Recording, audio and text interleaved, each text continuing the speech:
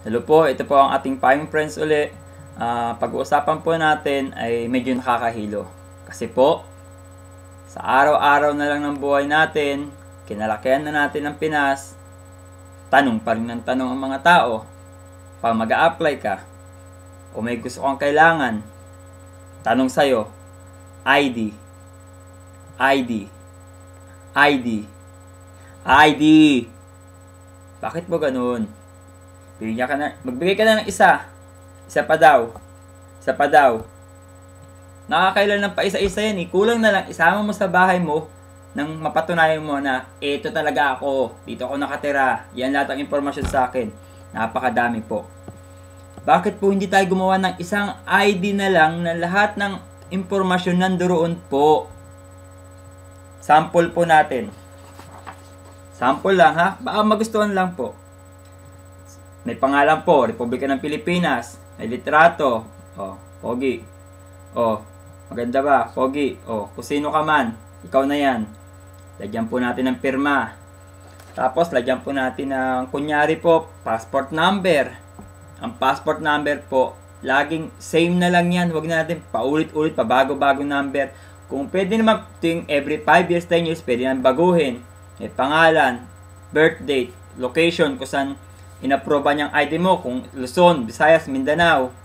O, may issue, kailan in-issue, expiration, bakit may expiration pa? Kasi po, di ba natin alam, patay na pala yung tao, may gumagamit pa nitong ID number mo, hindi po natin makokontrol. Pero kung meron pong expiration, tuwing nag-renew yung tao ng every 3 years, 5 years, or 10 years, mas maganda po. Di po ba? Kaya merong expiration para mas makontrol po ang mga taong gumagamit ng inyong personal ID. Sa likod po ng ID nyo, meron pong yung address nyo po. Ayan, nandyan. Tapos may emergency name. Kung sino pong tinawagan, kung may emergency po. May phone number po. O, ayan, meron pa kung blanco yan. Kung pag gusto nyo importanteng number, pwedeng ilagay nyo po dyan. Yan po sana maganda kung magaling sa gobyerno. Ng ID na po na to ay isang bigayan lang na parang passport na rin na eto po ako. Pwede ma-check ng subay, kunyari po, nag-apply sa bangko ng new account. Bigay lang to isang ID na to. Makita na yan, etong address niya. Yung parents niyan, eto, lahat information nakalagay dyan. Ita-type lang yung number niya, yung code po ng tao na yan. Malalaman na po ang impormasyon tungkol sa kanya. Sa nakatira, kung anong record niya, o kung saan ba siya nagtatrabaho, lahat na po yan malalaman.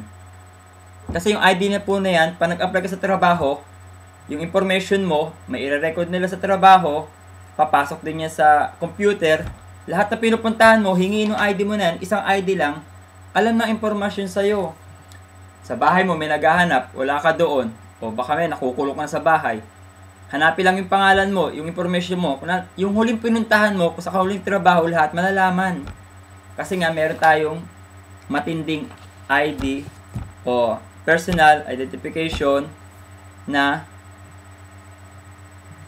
pagkukunan. Subukan lang po natin, hindi yung kung ano na may SSS ka na, meron ka ng ID sa school, meron pang hinipang iba pang ID, ilang ID po bang kailangan ninyo para mapatunayan na ako to, ikaw yan. Hindi po ba para po tayo naglolokohan, ilang ID ba yan kailangan natin? Subukan lang po natin. Kasi naglalakad tayo sa taas eh. Sa baba. Naglalakad tayo sa daan. O, ano po ba nakikita natin? Yung mga tao na yan. Kilala po ba natin yan? Hindi. Karamihan dyan walang ID. Hindi po maganda yun. Kasi kahit ano mang mangyari, o may nagloko yan, walang personal na impormasyon tungkol sa tao na yan, mahirap po. Kung lahat po ng tao dyan ay mayroong ID na dala-dala, maging rules and regulation po natin yan, maging rules po yan ng Pilipinas na lahat ng tao may ID dala araw-araw sa buhay nila, maganda po yan. Isang ID lang po, napakaganda na.